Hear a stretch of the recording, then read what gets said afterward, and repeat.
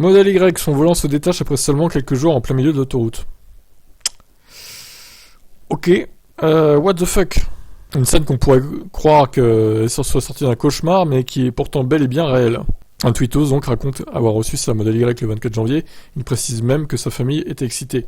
Lors de la livraison quelques jours plus tard, le 30 janvier, toute la famille prend la voiture et emprunte l'autoroute. Après quelques kilomètres, il a la très mauvaise surprise de voir son volant se détacher de son socle. Incapable de tourner, il trouve tout de même le moyen de se ranger sur le bas-côté, évitant ainsi une collision avec une autre voiture. J'ai eu la chance qu'il n'y ait pas de voiture derrière moi et d'avoir pu m'écarter de la route. Oh, c'est grave ça, sérieux quand même. L'histoire se termine relativement bien pour la famille dans la mesure où aucun blessé n'est à déplorer.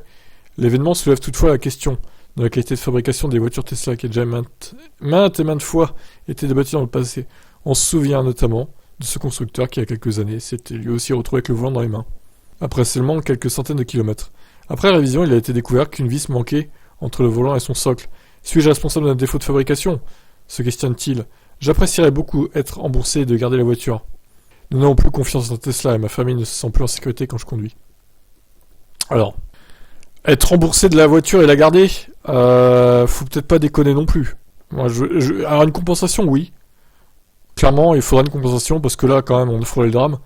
Mais de là à lui rembourser la voiture et qu'il la garde, je trouve que c'est un peu abusé. Qu'est-ce que vous en pensez, vous? Quelle compensation faudrait-il pour ce monsieur? Alors, il y a même un gif. Alors, certains diront, oui, mais est-ce que ce serait pas lui qui a dévissé le volant? Ah, pour faire accuser Tesla, pour qu'il ait une voiture gratuite, du coup. Ah, on peut tout penser, hein. Après, je pense pas, hein. Je pense que c'est vraiment une erreur de conception pour ma part, mais on sait jamais, on sait jamais. Voilà, en tout cas, tout est bien qui finit bien. Maintenant, on reste à voir si Tesla fera une compensation. Et si oui, de quel ordre sera-t-elle? Qu'est-ce que vous en pensez?